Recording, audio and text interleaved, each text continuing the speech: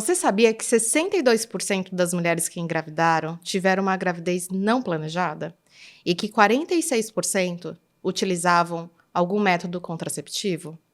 Dados alarmantes que têm tudo a ver com um assunto super importante: o mês da contracepção, que acontece no mundo, agora em setembro, para debater a liberdade de escolha e o planejamento familiar. Mas neste ano, precisamos ir além da contracepção e discutir outras condições que têm um grande impacto social e na qualidade de vida das pessoas com útero. E para essa conversa, eu tenho a honra de receber convidados especiais.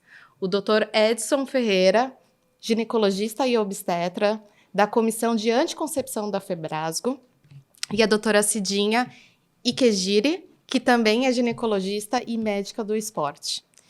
E com a gente aqui também a Jade Ítavo, a nossa coordenadora de marketing digital. Eu sou a Lilian Torres, líder de comunicação em saúde na Bayer. Sejam todos muito bem-vindos para esse bate-papo aqui, super informal. Vamos falar além da contracepção e de todas as fases da vida das pessoas com útero. Então vamos para a primeira pergunta. Muito obrigada. Achei tudo chique. Todo mundo chique aqui. Muito bem acompanhados, 3 pessoas maravilhosas. Não, vai ser delicioso. Eu já estava super empolgada aqui para a gente bater esse papo. E além de tudo, eu sou mãe, né? Eu tenho uma filha de 7 anos, já com 8 anos. E aí vamos começar do começo aqui, tá? Então eu vou até tirar umas dúvidas aqui para ver como que a gente conduz isso aqui. Aproveita. Com a minha filha.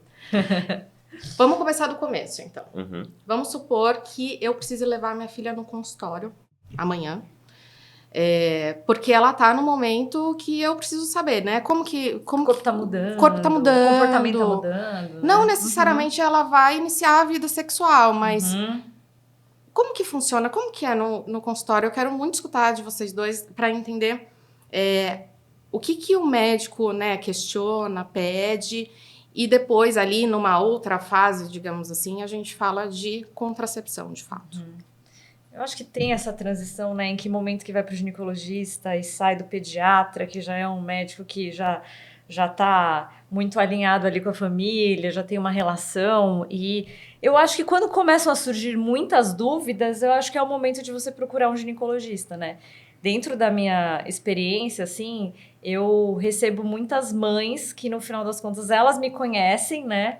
E elas vão levar as filhas porque elas acham que as filhas delas vão se identificar comigo, assim, por eu ter uma abordagem mais horizontal, ter uma linguagem mais jovem. A gente pode falar, então, que a primeira consulta é muito mais da mãe do que da filha, né? E até meio difícil. Não sei se você passa por isso, porque às vezes a mãe, ela quer entrar na consulta da adolescente e quer ficar lá até o fim e quer saber de tudo, e a gente também precisa ter esse limite do sigilo médico, porque não é porque ela é uma adolescente que ela também não tem os desejos dela, que ela também não tem o direito também de não contar tudo pra mãe, né? E aí, às vezes, eu fico meio que numa situação assim, olha, tudo bem você entrar, mas eu vou querer conversar com ela sozinha em algum momento. Porque, às vezes, aquela mãe não sabe de tudo que tá acontecendo, né? E você passa por isso também? E nem precisa saber, né, Cidinha? Tem algumas coisas que são interessantes. Quando a gente pensa o momento de levar ao consultório ginecológico, pode ser em qualquer momento da vida daquela pessoa. Às vezes a gente atende até crianças pré-púberes com outras questões. Um corrimento vaginal, um sangramento inesperado, que precisa de investigação. Mas pensando nesse cenário específico do planejamento, da atividade sexual, desse início da adolescência, dos despertares, tem coisa que, às vezes, a criança adolescente tem até vergonha de perguntar para a mãe, a depender de como que é essa interação, existe mais fluidez ou existem mais obstáculos, e é um ambiente seguro, em que a pessoa sabe que pode fazer qualquer pergunta, que não vai ser constrangida e que nem vai ter isso revelado. Então, às vezes, a mãe tá lá, você não sabe o que minha filha me perguntou essa semana. Pra família inteira, aquela menina quer se enterrar. E ela fica, a luz dela vai sumindo, né? Exato. Aí eu assim, ai meu Deus do céu. E ela fica brava, assim, aí a gente tem que conversar e falar assim, olha, eu vou querer bater um papo com ela sozinha. E aí aquela mãe sai, eu já criei uma relação ali com ela, e aí a gente vai conversando. E aí, às vezes, ela vai se soltando e vai contando. E aí, já beijou? Já ficou? Tá rolando alguma coisa? Você tá sentindo que o clima tá ali esquentando? Porque a ideia é que a gente introduza um método contraceptivo antes dela começar a vida sexual, né? E às vezes ela não quer abrir ali pra mãe, pra família inteira, às vezes ela tem medo de levar bronca, enfim. E o que eu sinto também é que muitas mães, por essa preocupação, e essa preocupação é super legítima, elas me procuram e falam, eu quero que a minha filha use o método X. Uhum. E é difícil falar isso pra mãe, porque às vezes a mãe, até minha paciente também, eu falo, olha, ela é uma adolescente, ela também tem os desejos dela, e eu acho que eu tenho que bater um papo com ela pra ver o que ela tá disposta E a não utilizar. é porque funcionou com ela que vai funcionar pra filha, né? Exato. Então, muda muito. Exato. E assim, hoje, os adolescentes têm acesso a muita informação. Então, eu acho que a gente tem que ter uma conversa muito aberta com eles. Eu gosto de, durante a minha consulta, assim, ser muito clara e mostrar o que tem na mesa, né? Tudo tem seu lado bom, tudo tem seu lado ruim. Então, a gente vai passeando pelos métodos contraceptivos, é assim que eu faço. Vou te mostrar o que eu tenho. Aí eu jogo assim na mesa. Tem isso, o lado bom desse método é esse. O outro é desse. E para ela escolher junto comigo, porque senão não adere, entendeu? E eu não acho justo, por exemplo, você obrigar o adolescente a usar um método contraceptivo que ele não entende, que às vezes ele não está pronto para lidar com os efeitos negativos que aquilo eventualmente pode causar no corpo dela. A gente sabe que os adolescentes têm toda essa questão de autoestima. Muitas meninas nessa época têm um acne que mexe com, sabe, a visão delas frente aos outros amigos. Então, assim, não dá para simplesmente você obrigar, né? Você tem que conversar e aquela tem que ser uma escolha conjunta, independente dela ser uma adolescente ou uma mulher adulta, né? Exato. E às vezes elas vêm no consultório acompanhada da mãe, porque tiveram essa conversa, até falaram pra mãe, ou que já transaram, ou que estão prestes a ter a primeira relação sexual. E mesmo assim eu faço questão de ter um momento a sós com aquela adolescente. Por quê? Porque ela tá construindo a autonomia dela. Então, aos poucos, ela entende que ela vai ter que falar. Talvez você tenha passado já por isso, né? Chega na consulta, a adolescente e a mãe... Mas já entendi o recado aqui. Acalma seu coração, Lia, vai ficar tudo bem. Mas às vezes ela chega, a adolescente e a mãe na consulta. Aí, o que tá acontecendo com você? Ela fala pra mãe, o que é mesmo que a gente veio pra falar?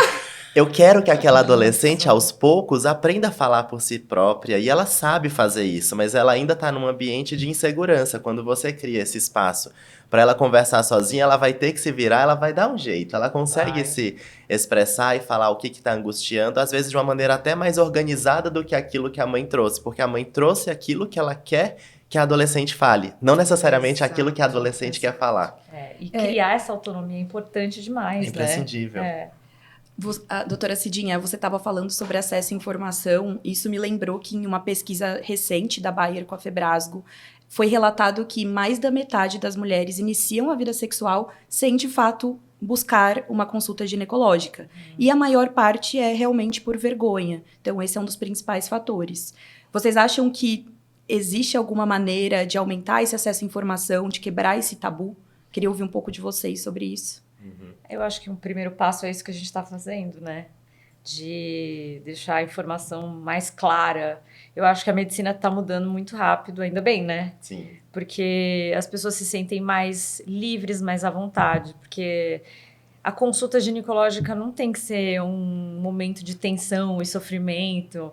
E às vezes eu fico feliz quando eu recebo uma paciente no consultório e fala, nossa, eu estava empolgada para minha consulta ginecológica. Eu me venci, né?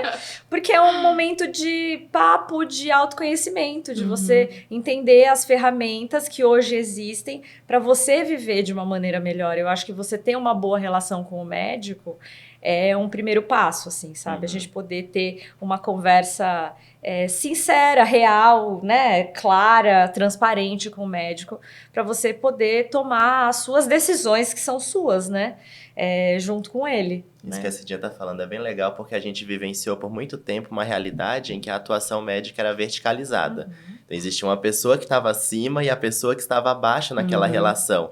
E hoje há uma horizontalização, tá todo mundo conversando no mesmo plano. O que eu tenho para te oferecer é informação, porque a gente fez uma formação especializada e consegue te dar isso de uma forma técnica para que você possa tomar a decisão que é mais adequada para sua vida. Não sou eu que vou viver a vida no seu lugar. Então, cada pessoa vai ter que lidar com as consequências da sua escolha, mas essa escolha ela pode ser mais bem feita se a gente tiver uma informação adequada à mão. Então, mudança da dinâmica da relação médico-paciente tornou as coisas mais propícias para você me pergunta o que você quiser e eu vou te dar a resposta que eu tenho a partir dos estudos que eu O fiz. diálogo é super importante, né? É Não tem essencial. que ter medo do médico, É, né? exato. Não tem que ter medo. E eu acho que assim, a consulta ela não é um momento de julgamento.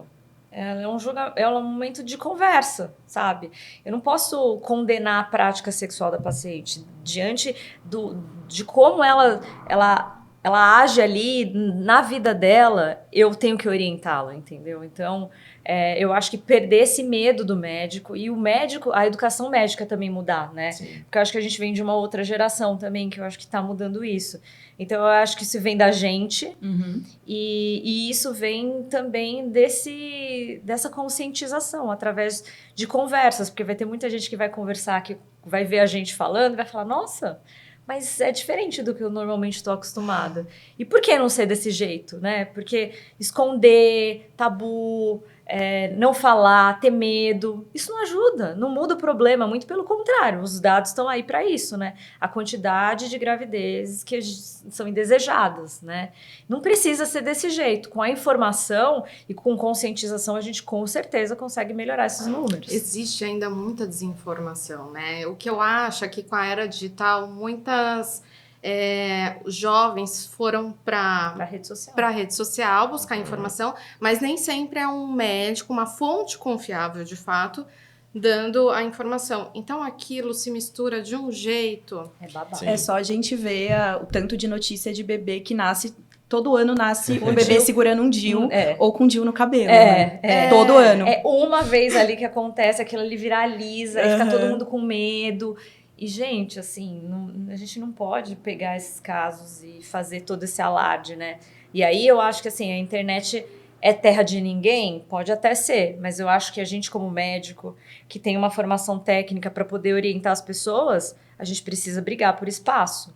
A gente precisa falar para a gente conseguir trazer informação de qualidade para as pessoas e mudar essa realidade, né? Que muitas pessoas hoje estão demonizando hormônio, demonizando métodos contraceptivos que vão ajudar a qualidade de vida dela, entendeu? Então, assim, a chave para a gente escolher um método contraceptivo bom para a gente é a gente se conhecer e ter informação. E entender também que a gente vai mudar ao longo da vida, do mesmo jeito que a gente começa uma relação e depois, às vezes, de 5 anos, aquilo não faz mais sentido para vocês, pode também acontecer com o seu método contraceptivo. Exato. Então, você ter essa relação aberta com o médico para você falar, putz, eu acho que agora tá na hora de eu mudar, isso não tá mais fazendo sentido para mim e tá tudo bem, entendeu? Exato, e eu acho que os médicos hoje, e a internet, ela tem um papel importante nesse meio, né? Onde a gente consegue levar a informação, mas como conseguimos levar? Né? Com fontes confiáveis que conseguem esclarecer tabus. A gente precisa quebrar mais tabus. A gente precisa falar mais sobre temas que vão além da contracepção, que, né, não é à toa que a gente quis trazer. Setembro é conhecido como mês da contracepção, mas a gente precisa ir além. A gente tem uma questão de gravidez não planejada muito alta no Brasil, mas o quanto que a gente tem outras condições que impacta tanto quanto uma gravidez não planejada. Sim. Né? E os métodos contraceptivos, eles estão aí para isso. Mas o que precisa? Precisa de fontes confiáveis e diálogo. Muito diálogo para entender o que melhor se encaixa naquele paciente. Então, eu até quero escutar de vocês quando chega uma pessoa no consultório e fala: quero usar um método contraceptivo ou não quero, esse não tá mais cabendo aqui, não serve mais para mim. Como que é esse diálogo ali para encontrar de fato o que melhor se encaixa? Eu vou aproveitar essa fala de vocês duas, porque essa história da internet é terra de ninguém. Eu nem gosto muito dessa frase, porque eu acho que ela é terra de cada uma das pessoas que resolveu ocupar esse espaço digital. Então, de alguma maneira, a gente assume responsabilidade pela nossa existência ali. Você vai compartilhar uma notícia, antes você tem que checar se aquela notícia é verdadeira, porque você está passando a informação adiante. Então, no fundo, todos nós somos responsáveis. Da mesma maneira que você jogar um lixo no chão, você espalhar uma notícia que é inadequada, existe alguma implicação. desse tipo de atitude. E aí o posicionamento, a rede ser ocupada por pessoas sérias que estão trazendo informação de qualidade é uma forma de aumentar a disseminação de informação. E a outra é a consulta, que é esse espaço em que você pode oferecer informação e obter informação de maneira transparente e de uma maneira mais organizada, de uma maneira que tenha um dado que veio de algum lugar. Como que é feita a consulta de planejamento reprodutivo? A gente fala muito em planejamento familiar, né? Mas no fundo, a gente está fazendo um planejamento reprodutivo. Nem todas as relações sexuais elas vão acontecer naquele cenário de constituição ou não de família. Existem relações despretensiosas se você está planejando se você quer engravidar ou não. E a primeira coisa que você tem que perguntar é o que você está esperando desse método em termos de planejamento reprodutivo. Eu quero engravidar daqui a 3 meses. É um caminho. Eu quero engravidar talvez daqui a 3, 5, 10 anos, não sei quando. Tô agora terminando o ensino médio, ainda quero fazer faculdade, ou então tô na graduação da medicina, ainda quero fazer residência. Vou demorar bastante tempo para engravidar, você vai seguir por um caminho diferente. Então existem métodos que são de curta duração, métodos de longa duração, e existe uma recomendação da própria Febrasgo, inclusive, que para aquelas pessoas que querem engravidar em 1 ano ou mais, incluindo nunca, a gente vai insistir em métodos de longa duração como primeira linha. E claro, a gente pode utilizar de outros métodos, mas oferecê-los como primeira linha porque eles duram bastante tempo. O segundo é o que você está disposto a tolerar em termos de eficácia contraceptiva. Existem pessoas que, por questões religiosas, não querem utilizar um dispositivo intrauterino ou não querem utilizar nenhum método anticoncepcional e só vão utilizar métodos comportamentais. A gente tem que explicar. A falha desse método é essa. Você tolera? Se essa pessoa tolerar, ela está ciente do risco que aquele método acarreta. Então, os atributos mais importantes acabam sendo a eficácia, a segurança. Eu quero um método que não vá me colocar numa situação de risco de vida.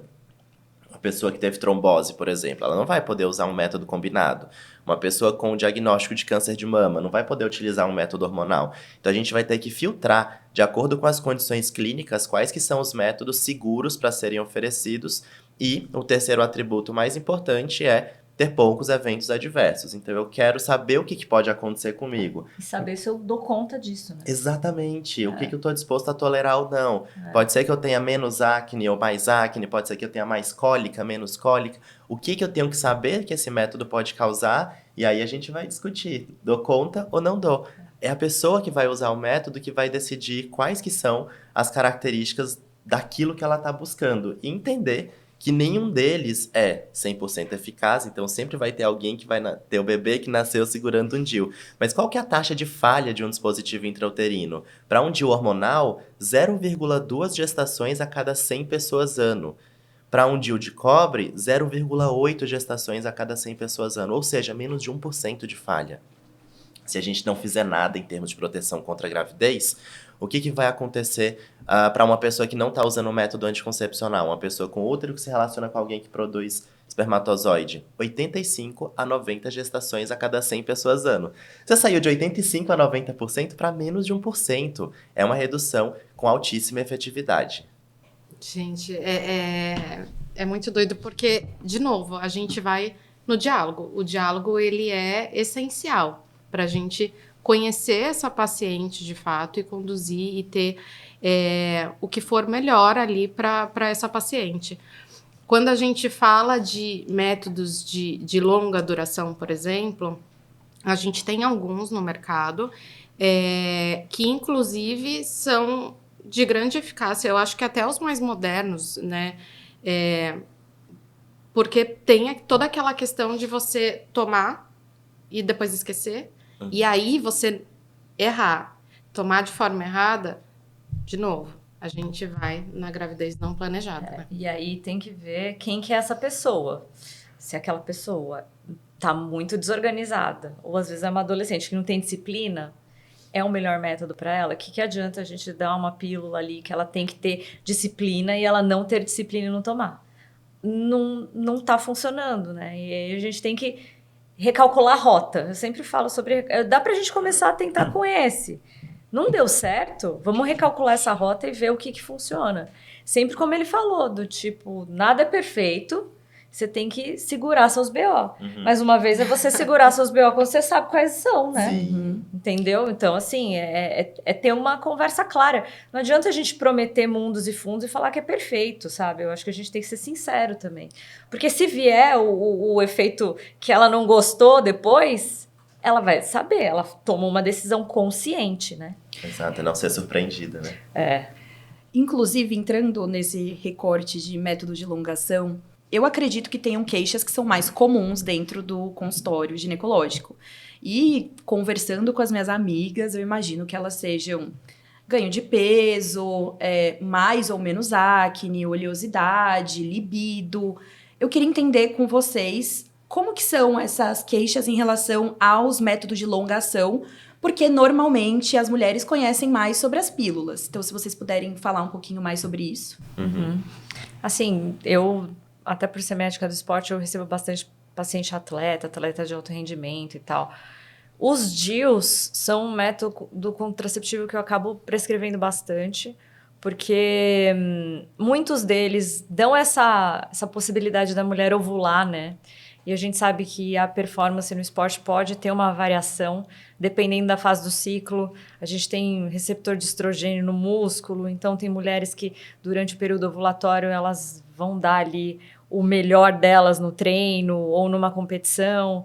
Em contrapartida, muitas vezes as mulheres no período menstrual têm uma queda de desempenho, queda de força. Então, por exemplo, tem mulheres que treinam o ano inteiro para uma maratona. Aí a Lady Murphy vem. Que dia que você vai menstruar?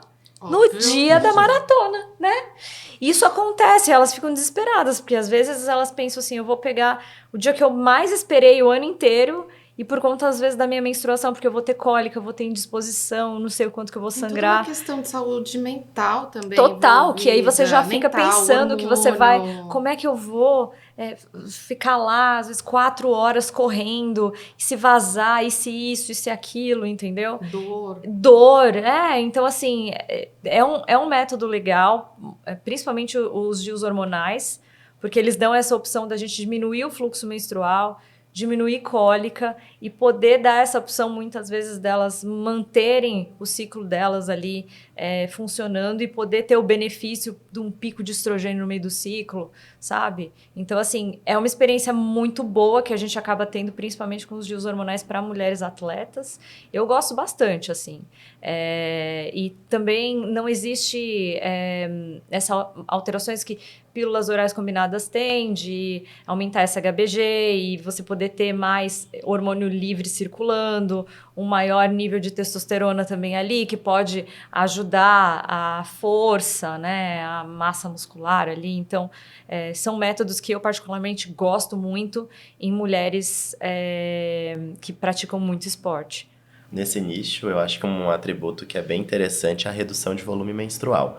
Você pensar que um DIU com 52 mg de levonorgestrel reduz de 90% a 97% o volume de menstruação, a perda sanguínea é menor, você mantém níveis hematimétricos, estoque de ferro, o VO2, a capacidade de distribuição de oxigênio nos tecidos é ampliada, então ela tem efeitos positivos associados. É muito de desmistificar essa coisa de que todos os hormônios vão ser prejudiciais para a prática desportiva, né? Que tem acontecido muito, infelizmente. A gente precisa mostrar quais que são os benefícios oriundos da utilização de cada um dos métodos hormonais também. Você perguntou, Jade, em relação à acne. Acne é um efeito comum.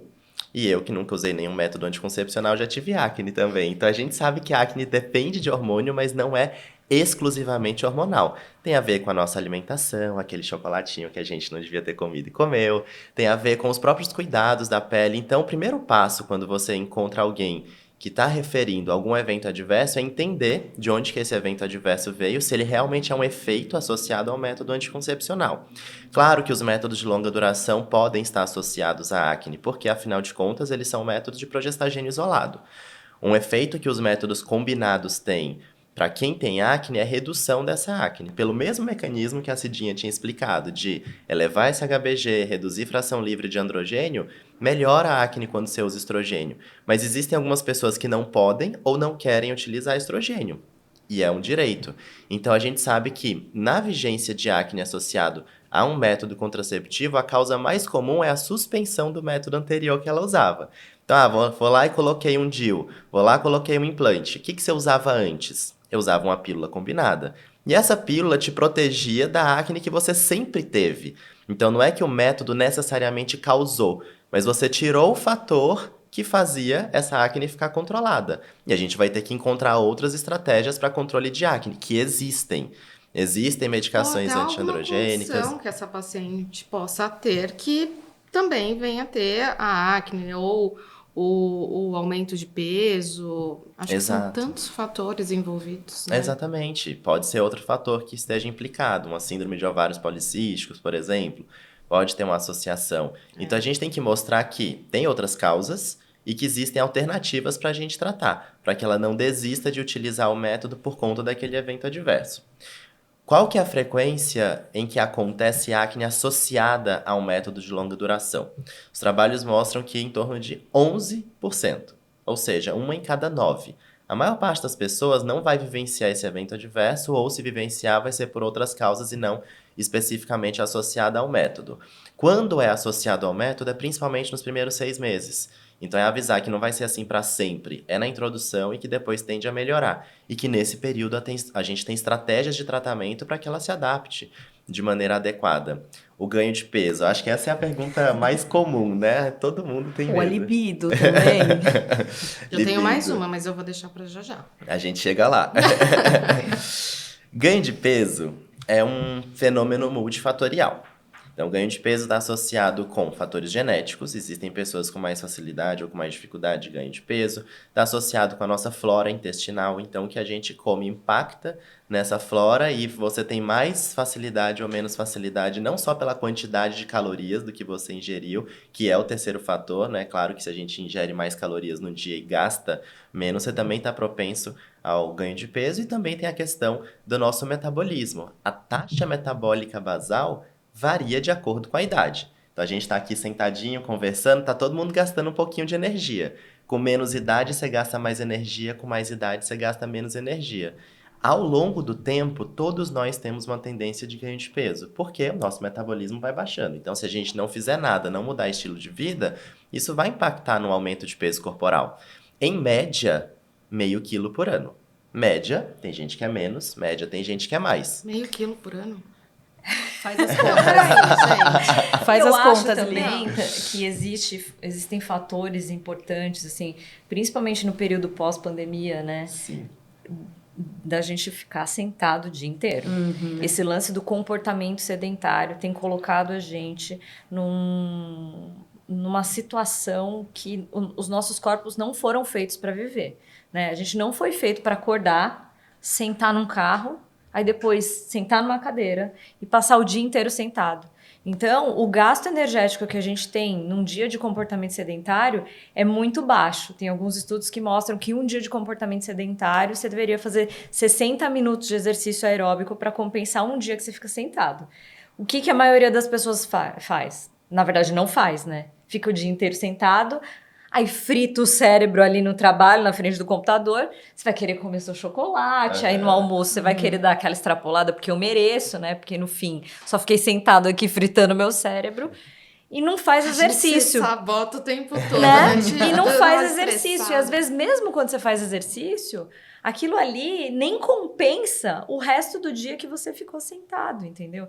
Então, estratégias de mudança de estilo de vida no sentido de mitigar esse comportamento sedentário. Então, eu sempre falo para as pacientes, tem que levantar a cada meia hora, andar um pouco, tentar fazer reunião em pé, tentar se movimentar, tentar usar menos o carro, fazer exercício físico. Então, a recomendação que a gente tem para adultos de exercício físico são 150 a 300 minutos de exercício aeróbico moderado por semana. Isso dá 30 a 60 minutos todos os dias. Mas, além disso, a gente também precisa se movimentar, né? Hoje, por exemplo, contagem de passos é uma maneira mais objetiva que a gente tem para mensurar movimento, né?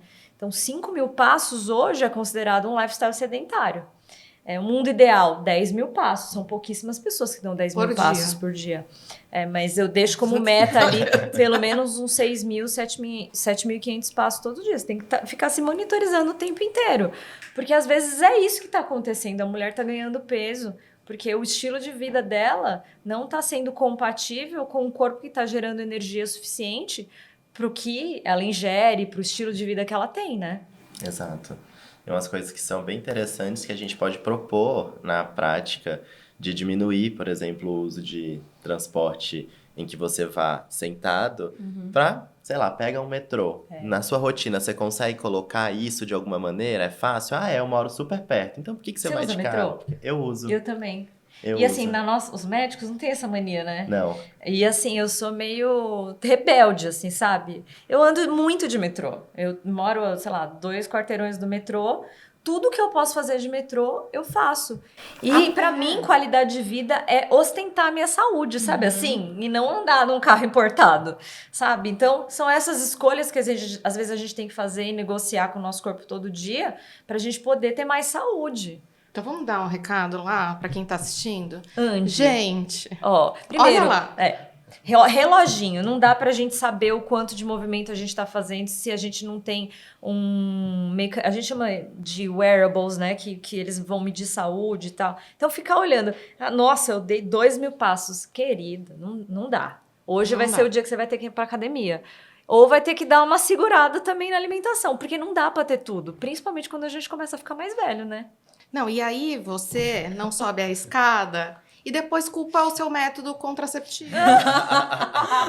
Não dá, gente. É isso. Qualquer movimento importa. Então, E pra assim, quem mora no 18º andar, se quiser pegar o elevador, pega até o 15º e sobe os últimos 3 de escada. Não precisa subir os 18 se não der. Não precisa sair, Mas né? faz uma negociação pra aumentar o número de passos no dia. Eu brinco que outra estratégia importante é ter um pet, né? Você vai ter que sair pra passear todos os dias, você vai aumentar o número de passos, que também vai dar. Hoje eu vou embora a pé. Tá decidido.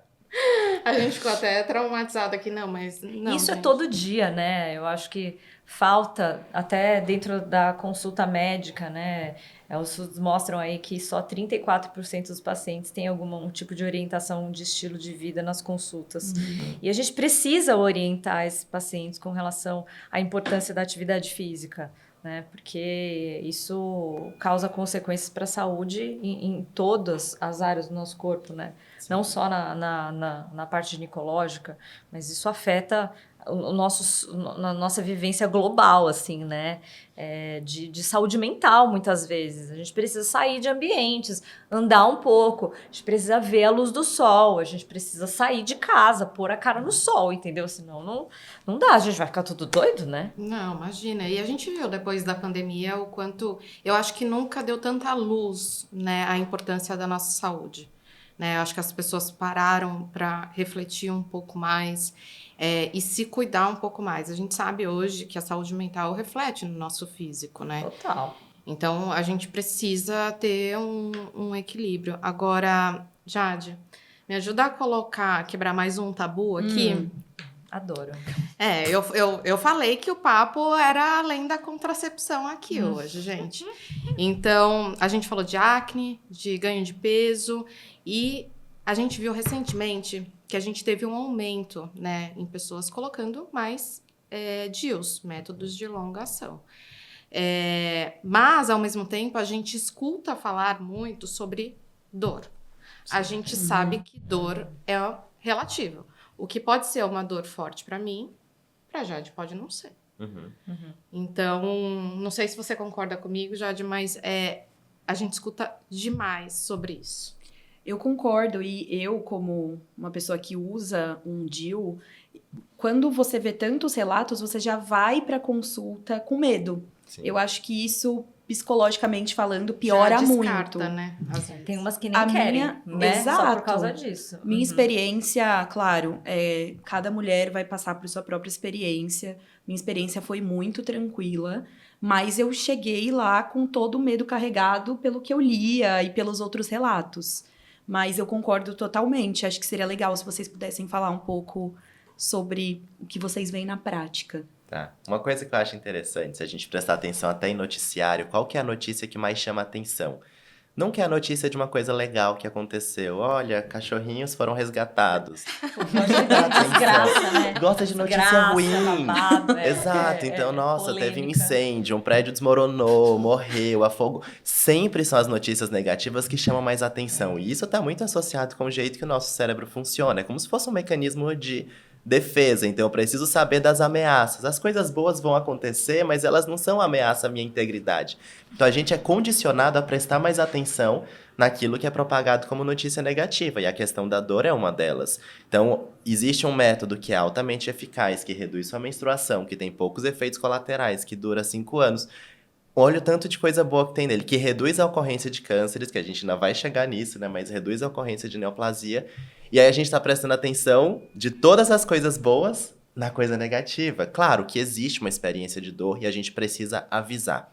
O principal preditor de dor associado à inserção de um DIU é a dor antecipada. É o que a pessoa acha que vai acontecer.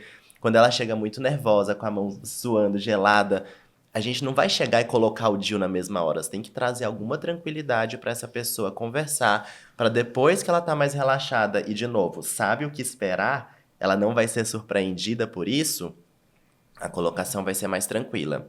Quando a gente olha trabalhos com casuísticas de milhares de pessoas que inseriram um DIU, a média de dor associada à inserção de 0 a 10 é 4. Quando a gente olha para uma dor de intensidade 4, está ali na transição de uma dor leve para moderada. A maior parte das pessoas tolera essa inserção. Tem um trabalho que eles perguntaram logo depois de a pessoa colocar um DIU, sabendo que a dor era essa. Você teria passado por esse procedimento dessa maneira? 95% respondeu que sim. Então, depois que as pessoas conhecem o que vai acontecer, elas sabem que, embora possa existir uma dor, e a maior parte das vezes tem dor associada à inserção, não é para dizer que não vai doer, porque isso também é uma quebra de confiança que você tem. Na maior parte das vezes é uma dor que elas consideram como tolerável. Sabendo é chato, claro, não quero passar por isso todo dia, mas sabendo que esse método vai durar 5 anos no caso de um DIU hormonal, 10 anos no caso de um DIU de cobre, tô tranquila, vou passar por isso e ficar o restante do tempo protegida contra a gestação. É como se fosse, abre aspas, um preço a se pagar para ter um método que entrega tantas outras coisas. Bônus ali, né? Exato. E lembrar também que existem estratégias para redução de dor. Eu acho que esse é um outro ponto isso que eu ia importante. falar, porque não quero passar por dor de jeito nenhum, por menor que ela seja. Existem meios. Existem pessoas que vão ser assim e existem estratégias pra gente fazer isso. O que é importante é que a gente não coloque a dor como um obstáculo ao oferecimento dos DIUs. Não, como vai doer, eu nem vou te falar que eles existem, não vou te colocar como uma opção.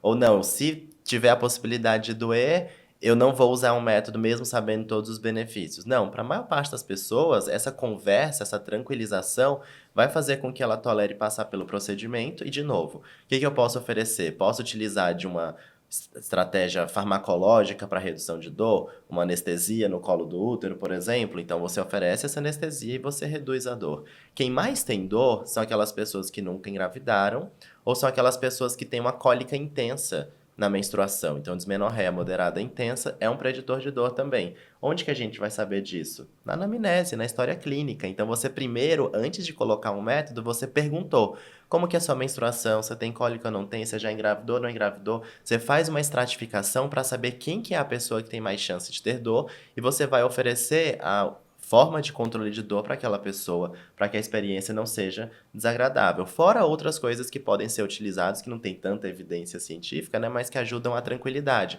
Então, às vezes, colocar uma música ambiente, tem gente que gosta de utilizar alguns perfumes, aromas, mudar a iluminação da sala, tem coisas que podem ser úteis para deixar essa pessoa mais tranquila e aí ela vai para o procedimento mais sossegada. Eu usei DIU muito tempo, né? E, assim, tem uma questão também que às vezes a anatomia do colo da paciente é muito diferente de uma paciente para outra. Às vezes você olha ali o colo e fala, nossa, vai ser tranquilo. Aí na hora que você vai inserir, não é tanto. Então, o que eu gosto muito de trabalhar com transparência.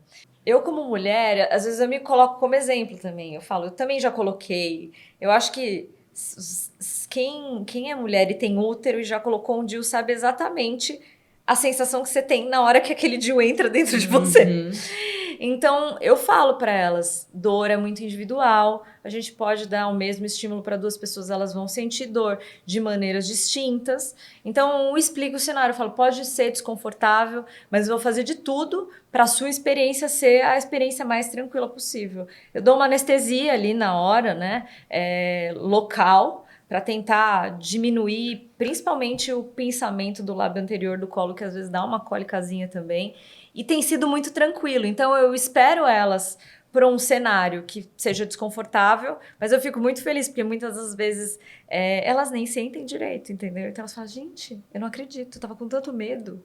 Eu tava, assim, suando frio antes de chegar aqui. Mas é isso que o Dr. Edson falou, né? A gente lê tanta coisa e a gente e já eu falo para sofre elas, tanto. tenta não absorver tanto, porque cada experiência é muito única e depende muito do médico, né? E eu falo, eu vou fazer no tempo de vocês. Se chegar no meio do procedimento, você falou, gente, eu não aguento, eu não quero, eu não vou colocar, né? Então, eu acho que você ter essa relação clara, transparente com a paciente, explicando que ela pode sentir dor sim, mas que o benefício vai ser importante para ela também a longo prazo, ela faz essa medição do lado bom e do lado ruim e ela vai ter uma escolha assertiva e mesmo que doer um pouco, fala, já passou, porque é rápido, né? Sim. Não, é Respira. muito rápido. É muito Eu fiquei rápido. impressionada. É rápido. Em 7 minutos, eu peguei o metrô depois, inclusive, gastei os meus passos do dia. Ah lá, Bem. Mas eu acho que realmente ter um fator, acalmar a paciente, avisar. explicar. A própria anestesia, eu acho que psicologicamente falando, acalma. Não sei se ela realmente tem um grande impacto, mas você saber que tá anestesiado já dá muito mais tranquilidade. Mas tem estudo que comparou a aplicação só da agulha e da agulha com a anestesia. E mostrou que a aplicação do anestésico reduz o score de dor. Então, tem um fenômeno psicológico, mas tem o efeito direto da medicação também aplicada, que é útil. E uma outra coisa que a gente também tem que lembrar quando fala de dor é o diâmetro do insertor. Você usar um DIU que tem um insertor mais fino, vai ter uma Nossa, inserção menos E dolorosa. dá muita diferença, né? É nítido. Assim, é muito sutil, mas para uma estrutura que é tão delicada, nossa, dá muita diferença, é muito bom. Não, que ótimo. Agora eu quero entrar num outro bloco também polêmico. Aqui. A gente tá cheio de polêmicas Gosta aqui sim. hoje, Ah, mas eu é que gosto o assim. povo gosta de polêmica, então bora pra Exato. polêmica, né? Não, gente, a gente precisa quebrar os tabus, a gente precisa ter conversas para, de fato, tirar esse medo das pessoas com qualquer método contraceptivo, né? Ou qualquer condição que venha a ter, porque as pessoas com útero não precisam sofrer, né? A gente tem tratamento, a gente tem opções aí variadas no mercado que eu acho que se encaixa ali no que é melhor para essa pessoa. Hormônios. O mito dos hormônios, né? A gente sabe hoje que as pessoas elas têm muito medo dos hormônios. Seja ele num método contraceptivo, seja ele ali na fase da perimenopausa, menopausa. Eu quero até escutar de vocês o que vocês escutam nos consultórios, o que as pessoas chegam falando, porque até é engraçado, no ano passado a Bayer fez uma pesquisa com o IPEC que questionou se essa pessoa tinha receio de hormônio para algum método contraceptivo e falou que sim, que não queria. Mas, ao mesmo tempo, 52% dos respondentes falava que usava até com uma certa frequência a pílula do dia seguinte, que é uma bomba de hormônios. Então, o quanto que existe aí de mito dos hormônios, o quanto que talvez a desinformação entra de novo aqui, né? As pessoas, talvez, elas não tenham tanto conhecimento e o diálogo ali no consultório é muito importante. Eu queria escutar um pouco de vocês, do que vocês escutam nos consultórios e até esclarecer para o pessoal que está assistindo os benefícios dos hormônios no nosso corpo também. Perfeito, Lilian. Se a gente for pensar em hormônio, o hormônio ele é sintetizado endogenamente, ou seja, existem vários órgãos do nosso corpo que sintetizam hormônios. São as glândulas. Então, a tireoide está produzindo levotiroxina, a suprarrenal está produzindo cortisol, o ovário está produzindo estrogênio, está produzindo progesterona, hipotálamo, hipófise, tem um monte. E a gente sobrevive porque os hormônios existem. A utilização de hormônios exógenos, ou seja, aqueles que não foram feitos pelo nosso corpo, mas que a gente tomou por algum motivo, também é um redutor de mortalidade. Aí eu vou dar um exemplo. Diabetes. Antes de a gente ter insulina disponível para aplicação, diabetes era uma sentença de morte. A partir do momento em que você tem a insulina para usar, a pessoa com diabetes consegue ter uma vida normal. Então, o uso dos hormônios exógenos, ele não veio para prejudicar as pessoas. Na verdade, ele veio para facilitar a vida e para reduzir mortalidade. A pílula anticoncepcional, quando foi lançada, ela foi lançada num cenário em que as pessoas morriam, ainda morrem, né, de causas obstétricas, mas morriam mais porque quando você tem muitas gestações, você está mais suscetível aos eventos de mortalidade, seja infecção, sangramento, hipertensão e afins. Reduzindo gestação, você reduz mortalidade. Tem estudos que mostram que a ampliação de acesso a métodos anticoncepcionais reduziu, nos últimos 20 anos, mais de 40% de mortalidade materna e perinatal. Então, planejamento reprodutivo não é só, que já é uma coisa importante, escolher quando eu quero ter os filhos para programar minha vida, mas é uma estratégia de saúde pública para redução de mortalidade e para elevar a qualidade de vida da população. E existem vários hormônios que podem ser usados por vários motivos. Você mencionou a menopausa. O sofrimento que uma pessoa tem na menopausa com sintoma vasomotor, com onda de calor, o constrangimento que isso gera, o impacto no sono, quem dorme menos ou quem dorme mal tem mais risco de mortalidade cardiovascular, a perda óssea, que aumenta o risco de fratura, que pode levar não só a óbito, como a dependência de outras pessoas para fazer atividades simples. Tem tanta implicação e os hormônios vêm com um efeito positivo para melhorar a qualidade de vida, para aumentar a expectativa de vida. Eu acho que esse é o primeiro ponto que a gente tem que falar para desmistificar os hormônios de uma maneira geral. Às vezes essa expressão, você usou uma expressão que é muito frequente, né? Bomba de hormônio.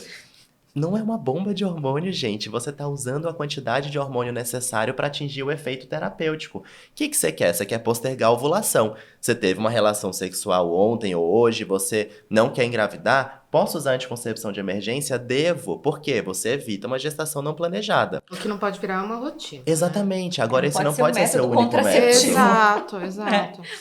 Não é para ser sua única opção de método anticoncepcional. Transou 20 vezes no mês, vai usar 20 vezes anticoncepção de emergência? Não, porque ela tem uma taxa de falha e quanto mais vezes a gente corre esse risco, maior a chance de uma gravidez não planejada também. Então, funciona? Funciona, mas quantas vezes você vai usar? Se existe uma necessidade de uso recorrente, Tá a errado, gente tem né? que falar, olha, tem que pensar em outro método.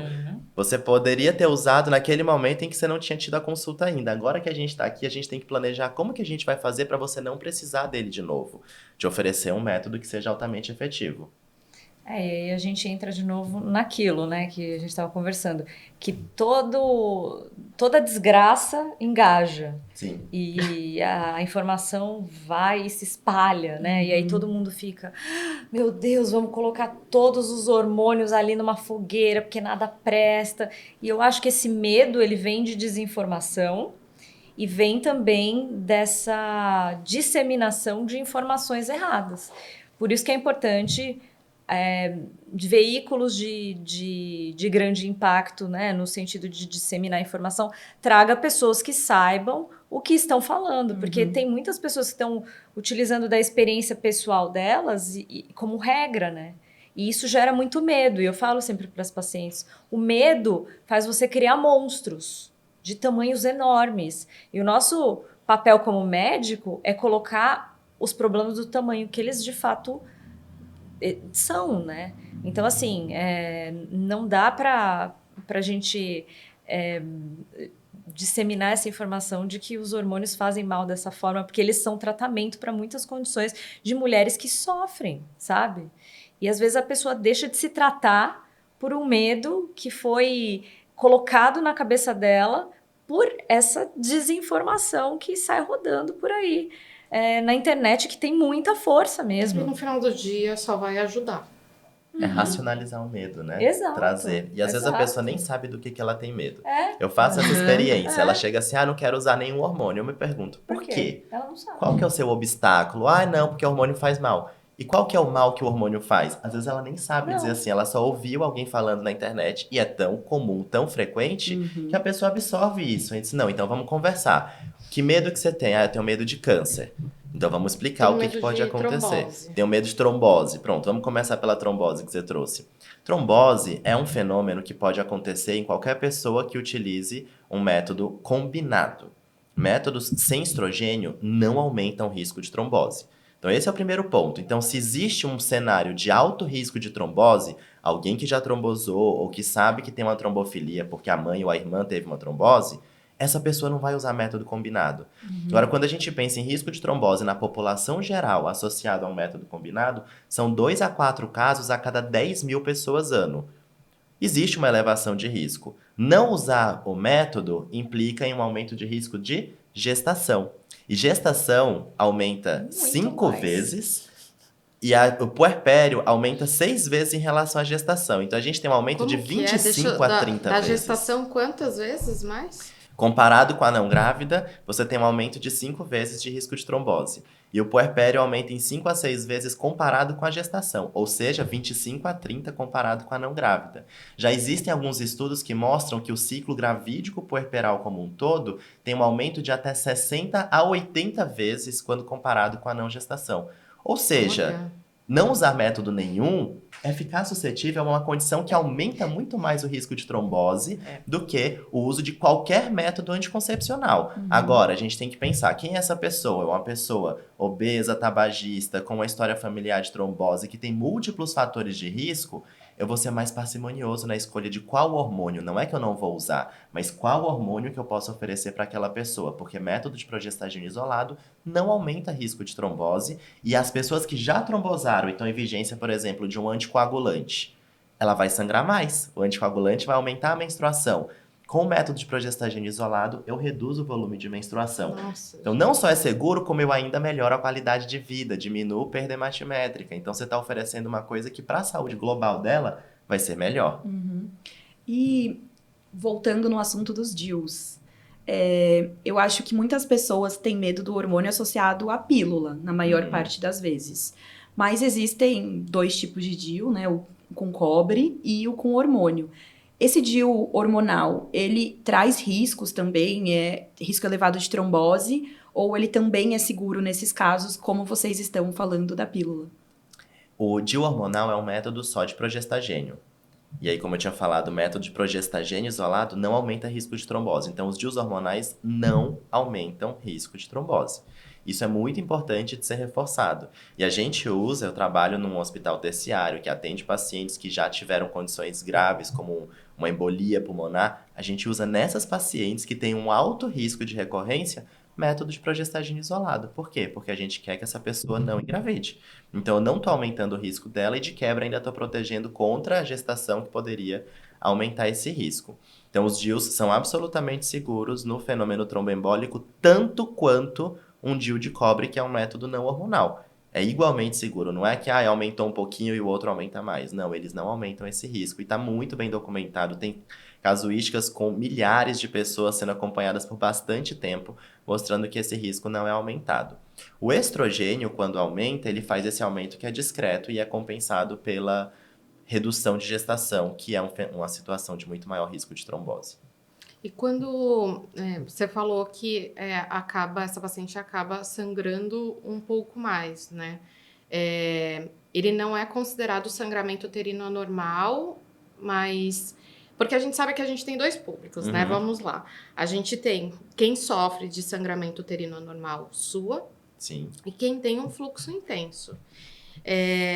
Conta pra gente, porque a gente sabe que tem um impacto grande na rotina, na qualidade de vida. Essa pessoa com útero, ela não consegue fazer nada. Essa pessoa fica acabada. É que a gente está acostumado, né? A viver acabada, né? A gente normaliza, porque desde muito jovem... Exato, a gente não pode menstruar é normalizar normal. isso. Você tá acabada, tá normal, é normal. Eu acho que a gente precisa tirar essa normalidade, que não é normalidade, Pode desse ser comum, lugar. mas normal não é. É comum, mas não é normal. Eu acho que se a menstruação não tem que ser um sofrimento. Desde o momento que ela tá causando consequências negativas para sua qualidade de vida, você não precisa viver dessa forma. Tem mulher que ama menstruar, ama, quer, sei lá, faz banho de Plantar a lua. passa no skincare, entendeu? Tudo bem, a gente respeita. Se não tá Mas sofrendo. se a sua experiência de menstruação não é agradável, você não é obrigada, sabe? E existe tratamento para isso. Então, eu acho que quando a menstruação não é uma aliada da tua vida, você é uma atleta, você, durante o período menstrual, perde muito performance, você vive disso, ou isso é algo extremamente importante da sua vida, existe tratamento e a gente precisa buscar, né? Existem condições ginecológicas benignas, ou seja, não é um câncer, não vai matar a pessoa, mas que impactam diretamente em qualidade de vida. O sangramento uterino anormal é uma delas. Uma em cada 3 pessoas com útero sofre de sangramento uterino anormal, seja por mioma, por adenomiose, pólipo, coagulopatia, disfunção ovulatória, tem um monte de causas. E a gente precisa, então, procurar quais que são as causas de sangramento naquela pessoa que chega com sangramento uterino anormal. Como que a gente reconhece que essa pessoa tem sangramento uterino anormal? Anamnese, história clínica. Então, parar e perguntar: quantos dias você sangra? Quem sangra mais de 8 dias tem sangramento uterino anormal. Quanto de menstruação você perde? É difícil de quantificar, né? Dizer assim, 80 ml por ciclo é o volume Quem usa normal. coletor ajuda um pouquinho, mas é difícil. Muito Exato. difícil Quem usar mensurar. absorvente, a gente pode ter uma conta, por exemplo, quantas trocas você faz de absorvente? Quais as dicas que a gente pode... Porque nem todo mundo que tem fluxo intenso tem sua, né? Como que a gente pode dar de repente, existem perguntinhas que dá para fazer para que quem está assistindo a gente consiga falar, opa, eu acho que eu tenho dúvidas aqui, vou procurar o meu ginecologista.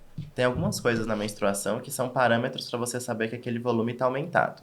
Então, a troca de absorventes, por exemplo, você tem que trocar de absorvente em cada menos de 2 horas porque ele está encharcado, você tem sangramento uterino normal, ele está aumentado. Se você tem coágulos grandes, aquelas poças de sangue na menstruação, é um excesso de menstruação, porque normalmente o que acontece? O endométrio descama, coagula o sangue e depois esse coágulo é desfeito para ser eliminado. Se nem deu tempo de desfazer o coágulo, é porque esse volume de sangue está bastante aumentado. Se você tem que dormir com absorvente interno e externo e acordar à noite para trocar de absorvente, ele está aumentado. Então, tem várias coisas que a gente pode perguntar na história clínica que são um sinal. Olha, esse sangramento ele é maior do que E dá deveria mais ser. cólica também, tem mais dor também. Sim. Eu acho que, assim, tem também, né, a gente está vendo muito caso de endometriose também, né? Então, além desse sangramento uterino anormal, tem tanta mulher que passa a vida inteira também sentindo muita cólica, sofrendo desde a primeira menstruação dela e vai descobrir lá na frente que tem um histórico de endometriose também. Então, para ela, tirar a menstruação da vida dela é, assim, uma libertação, né? Então, eu acho que a gente também precisa avaliar sempre esses quadros de Que você dismenorreia. passou, né, também. Então, eu sou ginecologista, mas eu falo que eu poderia estar no livro de gineco, porque tudo aconteceu comigo. Eu tenho SOP, né, que é síndrome dos ovários policísticos, e aí eu tive uma gravidez ectópica e quase morri, fiquei 5 dias na UTI, foi péssimo, assim. E eu não sabia que estava grávida, porque a minha menstruação era muito irregular, e aí eu não tinha nenhum fator de risco inicialmente para ter endometriose, para ter a gravidez ectópica. Depois eu descobri que eu estava com endometriose. Mas eu já estava tão acostumada a sofrer que eu nem me liguei. E eu sou gineco. Eu falo, gente, isso mudou até a minha visão para atender minhas pacientes, sabe? Então hoje eu tenho um olhar para endometriose diferente. Então o que eu acho? Eu acho que se a menstruação é um sofrimento, já é algo para a gente pensar se realmente é válido você continuar menstruando ou não, porque você não é obrigada, né? Porque tem isso assim, não, menstruar é ótimo para quem? Para quem tem endometriose, sofre, sangra demais, fica com medo toda hora de vazar. Aquilo ali é bom para você? Não é, então vamos buscar uma ajuda, entendeu? A gente não precisa sofrer a vida inteira. E uma dúvida, não tem problema em não menstruar pro corpo? Não faz diferença. Sim, Quando isso a é uma gente não boa. Eu sempre menstrua, escuto Quando a falar gente disso. não menstrua e não está usando nenhum método contraceptivo, é um problema. Então, por exemplo, síndrome dos ovários policísticos, você pode ficar muito tempo sem menstruar. Às vezes, alguma alteração da tireoide, prolactina, mulheres também que treinam demais e que não têm uma nutrição adequada para manter a função reprodutiva dela suficiente, Eu acho que a ausência de menstruação, quando você não está usando um método contraceptivo, é sempre um sinal. Mas uma vez que você está usando um método contraceptivo que você espera que ele faça isso, tá tudo bem também, né? E a amenorreia induzida por métodos anticoncepcionais não só não é um risco, como é um fator de proteção. Então, quando a gente Sim. pensa no efeito dos hormônios de uma maneira geral, e principalmente dos progestagênios, eles diminuem proliferação endometrial. Você reduz a ocorrência de câncer de endométrio, que é uma coisa que a gente só vai ver depois da menopausa. Então, como é longo, muitas vezes as pessoas não fazem essa associação. Mas ao longo do tempo você vê que há uma redução na ocorrência de câncer de endométrio. Bloqueio ovulatório reduz a ocorrência de câncer de ovário.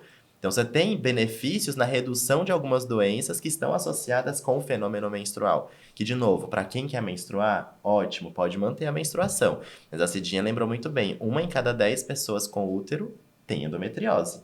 E endometriose, ela é subvalorizada. O que isso significa? Que a pessoa chega no consultório reclamando de cólica e ela leva 7 anos, isso é uma estatística 7 brasileira, médicos para descobrir. para descobrir. Para descobrir que tem endometriose. Para descobrir que tem endometriose. Meu É o Deus! tempo médio de diagnóstico. Da primeira vez que você sentiu a cólica até você receber o diagnóstico de endometriose no Brasil, você leva 7 anos, tempo médio.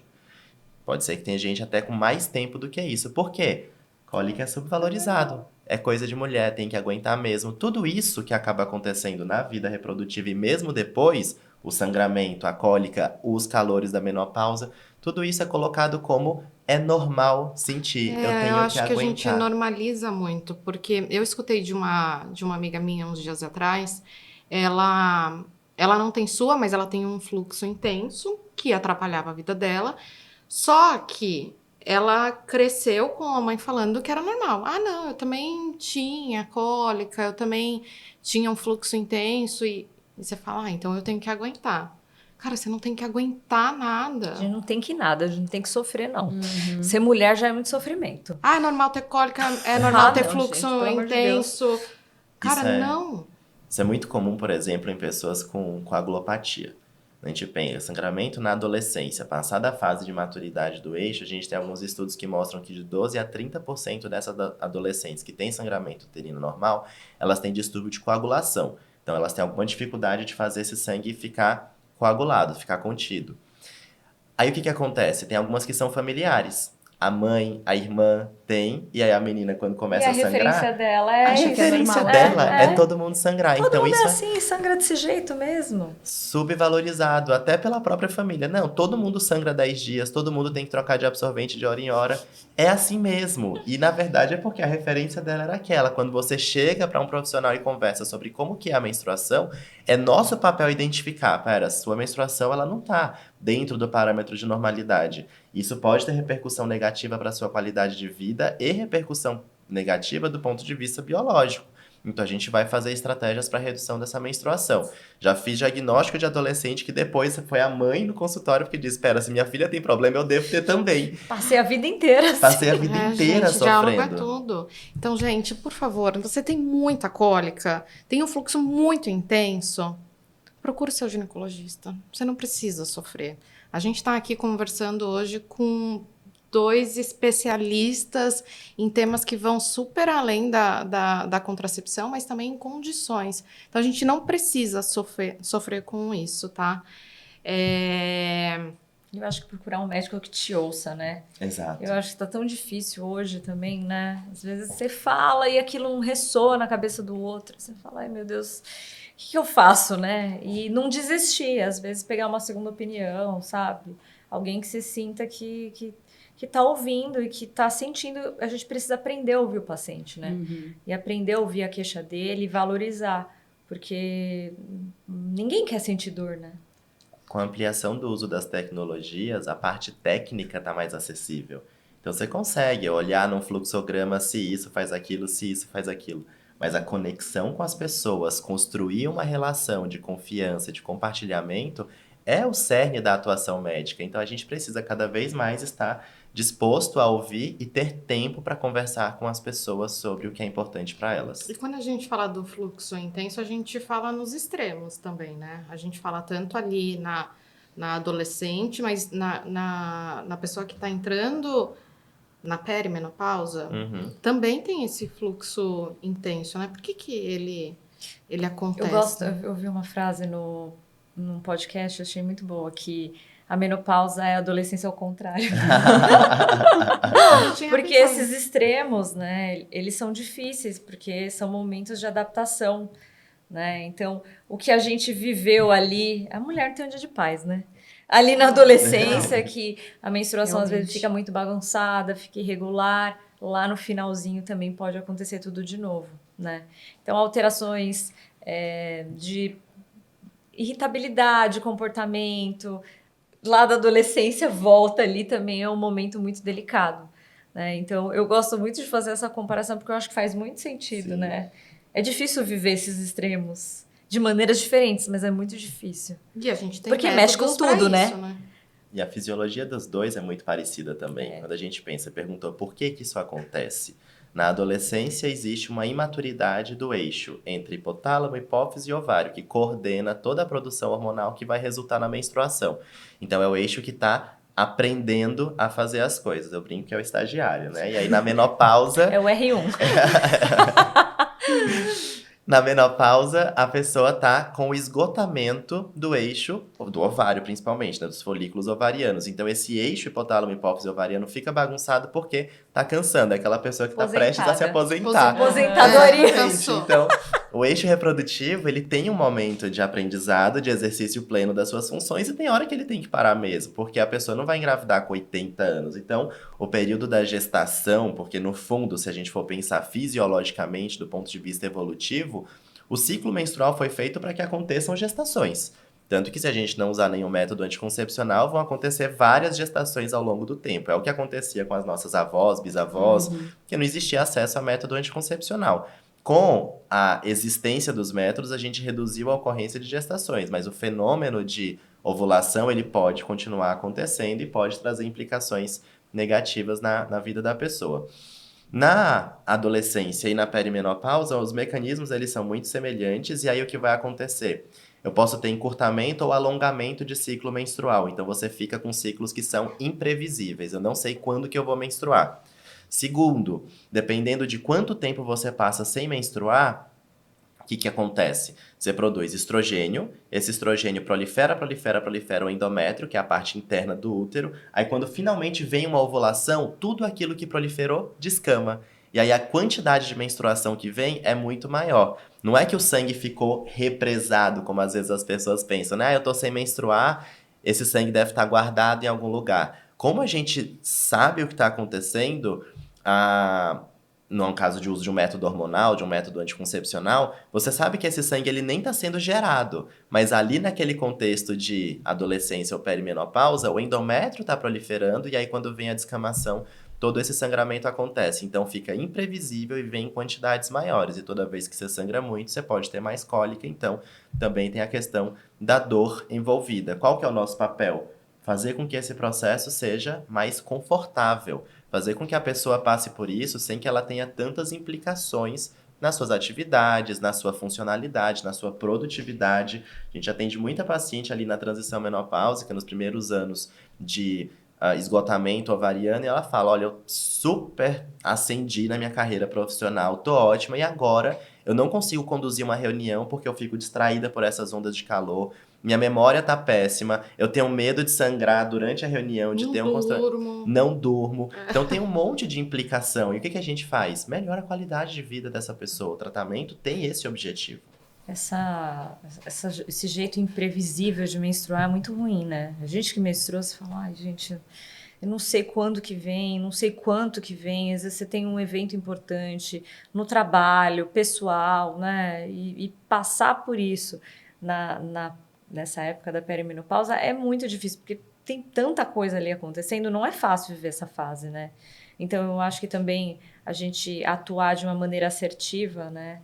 Talvez impedindo ela de passar pelo menos por esse problema, né? Porque essa imprevisibilidade a gente consegue dar uma controlada também. Já é uma coisa a menos para ter que lidar. É que esse assunto começou a ter muito mais luz de um tempo pra cá. Graças a Deus, né? Graças a Deus, porque... E mesmo assim, eu acho que ainda falta informação. É negligenciado, né? De Não, certa forma. Super, super. E acredito eu... Mas eu acho que tá mudando também, né? Eu acho que a gente tá Tomara. reinaugurando a mulher do climatério, a mulher... Hoje, assim, eu vejo... Eu tenho 38 anos, vou ter 39, né?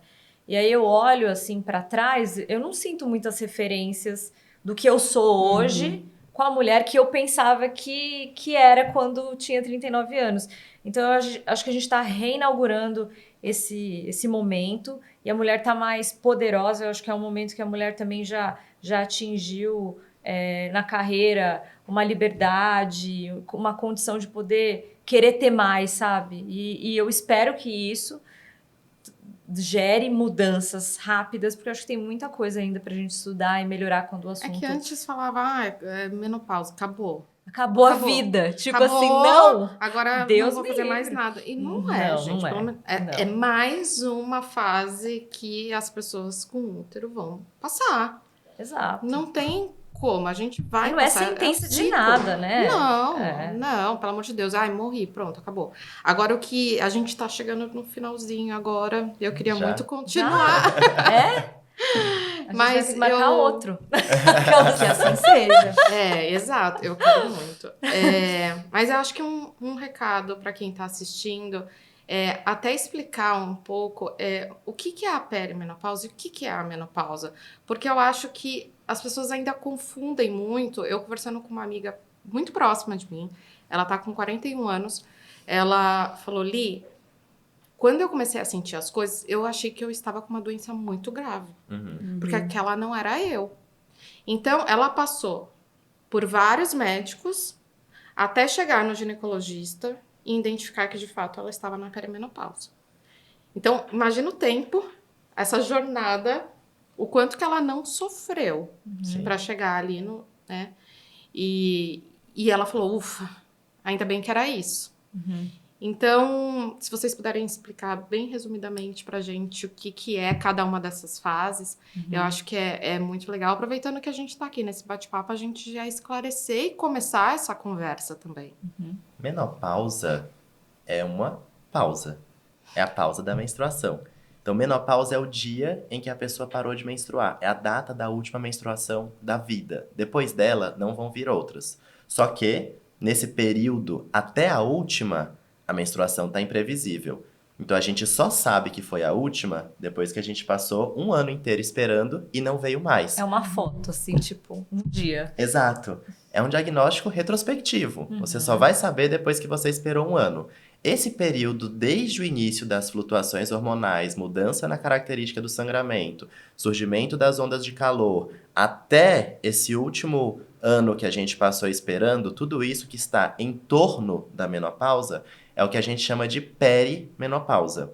E a perimenopausa é o período em que muitas queixas vão surgir e que a gente precisa aprender a gerenciar essas queixas. Seja Que também pode ser chamado de climatério. O climatério é um nome mais leigo, digamos assim, e é um nome mais abrangente. Se a gente for olhar a definição da Organização Mundial de Saúde, climatério vai dos 40 aos 65 anos. Então é um período mais longo, que contempla a perimenopausa. Ela faz parte do climatério, mas tem outras, é uma idade mais ampla do que o período da perimenopausa em si. Então, na perimenopausa, a mulher, ela ainda tem a menstruação irregular. Sim. Então, ela tem a possibilidade de ainda engravidar? Ela ainda... E ter uma gravidez não planejada. Um bom óvulo ali, né? Tá. Existe. Um bom espermatozoide ali naquele dia de... Tem algumas pacientes minhas que, assim, elas estavam já com queixas de onda de calor, tudo. Aconteceu de Engravidou. atrasar. Ai, nossa, tá muito bagunçada a minha menstruação. Eu falei, faz um beta. Não, mas não existe a menor possibilidade. Tá aí a menopausa com quase um ano. Né? Que ótimo. 43 anos, já com uma reserva ovariana muito, muito baixa. A gente não esperava que isso fosse acontecer, aconteceu, entendeu? Então isso acontece, né? Acontece. É raro, mas acontece. Entendi. No dia da última menstruação, ainda existem 1000 folículos remanescentes. Ou seja, ainda tem reserva ovariana ali. Claro que com o passar do tempo, principalmente depois dos 35, 38 anos, existe uma queda na função ovariana. E isso A precisa... qualidade também dos óvulos que faz Exato. muita diferença. Então Chorando, aumenta sniff. a ocorrência de trissomias, aumenta a ocorrência de abortamento, perda gestacional. Então, às vezes, ela engravida e algumas semanas depois ela tem uma perda, que são eventos traumáticos que também têm que ser valorizados e tem que proteger essa pessoa. Então, sim, ela ainda tem risco de gestação. Até que ela tenha passado esse 1 ano sem menstruar, ela ainda tem risco de gestação. Nessa fase, então, o indicado é que ela use um método para que não só como contracepção, mas também para proteger o endométrio por tudo que vocês trouxeram aqui, né? E a gente consegue reduzir muitas doenças. Exato. A pessoa que está na perimenopausa, de cada 6 pessoas que passam por essa fase, 5 experimentam sintomas vasomotores, as ondas de calor. Onda de calor é aquele negócio súbito que vem, acomete tronco, pescoço e face, às vezes tem rubor facial, sudorese profusa. Pensa que se a gente está aqui conversando, sobe calor, você começa a pingar. Isso gera um constrangimento. Isso acontece de dia, mas acontece ainda mais de noite. Pensa que você é acordada 3, 4 vezes à noite por conta dessas ondas de calor, aí tira toda a roupa, e depois vem o frio, os calafrios, aí você se cobre de novo. Você passa a noite inteira tirando e botando lençol, ligando o ar-condicionado, desligando. prefiro nem pensar. Não, a mulher não tem um dia de paz, não tem. Definitivamente. Não tem. Impacta muito, então você tá em privação de sono o tempo inteiro. No dia seguinte, como que tá a sua memória? Eu brinco que é como se você tivesse eternamente de pós-plantão. Você tá o tempo inteiro com aquele cérebro mais lento, que você não consegue organizar as ideias. Tem Mais irritada, O né? Porque fog. você não dorme direito. No outro dia você tá sem filtro lá, já vai dando umas patadas no marido. exatamente. Coisa. Isso impacta na vida dela e das pessoas que estão em volta. Sim. Eu tenho pacientes assim, nossa, eu me arrependi tanto, falei uma coisa que eu não devia pro meu chefe. Recebi uma advertência, porque ela estava num momento de privação de sono, de irritabilidade, ou às vezes esquece. Eu tenho um paciente que conta que já deixou a chave do carro dentro da geladeira. Coisas que, assim, você tá fazendo no seu dia a dia e você Deve ter se muita distrai. Tem muita coisa que atrapalha. E, claro, às vezes elas contam rindo, achando graça, mas isso atrapalhou a vida dela. Ela perdeu, atrasou um Chorrindo, compromisso. né? Exatamente. Não. E não precisa ser desse jeito. Você pode diminuir o impacto disso, e uma das estratégias é a terapia hormonal. E a terapia hormonal aliada com a anticoncepção, porque ela ainda tem risco de proteção, ela ainda tem risco de uma gravidez, precisa de proteção, ela pode ser feita utilizando, por exemplo, um DIU hormonal com o estrogênio. Você faz uma combinação e aí resolve 2 problemas com uma única E estratégia. ela pode usar, inclusive, até a menopausa, digamos Sim. assim. Ela Ela pode parou usar. de menstruar, ainda é importante esse DIU para proteger o endométrio? Exato. E Todas as faz vezes. esse combinado. Perfeito. Todas as vezes que a gente dá estrogênio para uma pessoa com útero, a gente tem que oferecer alguma coisa para proteger o endométrio. Porque a função do estrogênio é proliferar esse endométrio. Só que essa proliferação crônica, ela aumenta o risco de hiperplasia e de câncer de endométrio. Então, para reduzir o risco de câncer, você usa um progestagênio. E aí você pode dar um progestagênio por boca, mas você pode colocar um progestagênio dentro do útero, e aí no caso do DIU com 52mg de levonorgestrel, ele faz as 2 funções, a anticoncepção e a proteção endometrial. O DIU com 19,5 a gente ainda não tem estudo mostrando se ele reduz ou não. Provavelmente sim, mas como não tem estudo, a gente não pode utilizá-lo ou recomendá-lo ainda na prática clínica. E essa inserção nessa fase, eu acho que é bacana, porque é uma coisa a menos que ela tem que pensar, né? Exato. Porque já são tantas coisas ali acontecendo, você vai diminuindo uma preocupação, sabe? Então, eu já tô fazendo a terapia de reposição hormonal com uma outra via. Só que eu tendo meu DIU lá, eu sei que meu endométrio tá protegido, sabe?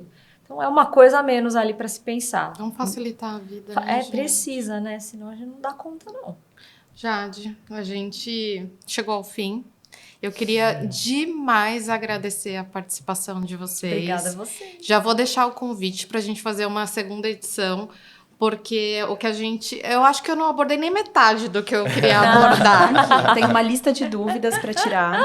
Tem, gente. Eu escuto aqui vocês falarem. É muita coisa, né, que a gente tem ainda para para esclarecer. Esse é digamos que uma primeira edição, mas eu acho que a gente pode conversar mais vezes, então já fica aqui o nosso convite para uma segunda edição. Eu me sinto pronta já. Vamos aprofundar de performance esportiva, que é um tema super bacana para a gente falar, eu amo e falar disso. pouco conhecido, né? Então, de impactos da menstruação. Então, quando a gente sai do campo só de contracepção, a gente tem um mundo de temas para a gente conversar. Então já fica aqui o meu convite. Muito obrigada pela participação de vocês. Fala aqui em nome da Jade também. Muito obrigada, foi muito legal. E tem que ter uma segunda, eu preciso trazer as dúvidas das minhas amigas também. A minha lista é amiga grande. falou. Não, mas é isso. Muito obrigada, gente. Foi uma delícia Obrigada estar com vocês. Obrigado pelo convite, obrigado por essa troca maravilhosa. Nós que agradecemos. Obrigada, adorei conhecer você pessoalmente. Eu já vi ele rapidinho, né, em eventos, mas sou fã. Super corrido sempre, mas... Maravilhoso. Obrigada pelo convite também. Adoro participar de podcast. Tava conversando com as meninas antes. Eu acho que o podcast dá essa oportunidade da gente realmente mostrar como a gente é, né? Sim, tem espontaneidade. Né? Ter uma conversa mais espontânea e mais profunda no momento que a internet está muito rasa, né? Tudo são segundos. Eu acho que para a gente falar sobre assuntos dessa complexidade não dá para ser raso, né? Exatamente, a gente tem que ter tempo para aprofundar nessas questões e trazer todas as nuances que estão envolvidas. Exato. E a gente precisa quebrar algumas barreiras, Sem né? dúvida. E quando tem duas pessoas, né, que mais leigas no assunto e trazendo de fato, de uma forma genuína essas dúvidas, não só as nossas, mas o que a gente escuta também, né? Seja ela das amigas ou da sociedade. Da como um foto todo. do Dil pendurado na cabeça da criança. Exato! Né? A gente traz, e eu acho que é uma forma da gente levar isso para a sociedade, esclarecer isso para a sociedade, porque é algo que de fato a gente precisa fazer, por isso que já fica o meu convite para a segunda edição, e a gente bola depois o tema aqui que a gente vai levar. E é parte da nossa responsabilidade, tanto enquanto instituição, a Baia fazer isso, e nós, enquanto profissionais de saúde, trazermos informação de boa qualidade, faz parte das nossas responsabilidades. Faz parte, com certeza. E assim, para poder expandir esse conhecimento para pessoas que talvez não tenham acesso, né? Sem dúvida. Então, democratizar a informação de qualidade num mundo que realmente muita informação é jogada, e eu acho que a gente tem que ser curador de informação boa, né? Por aí. De fontes confiáveis. Muito bom. Bom, pessoal, aqui na Bayer, nós acreditamos em iniciativas que tragam mais qualidade de vida para as pessoas, mas também muita informação de qualidade com fontes confiáveis. Se você ficou ainda com alguma dúvida, eu vou pedir para vocês acessarem o QR Code que vai aparecer aqui na tela para saber mais e ter acesso a outras informações. E também fica ligado nas redes sociais da Bayer. Durante esse mês de setembro, nós vamos ter muita informação além da contracepção. Então é isso. Obrigada e até a próxima. Até mais.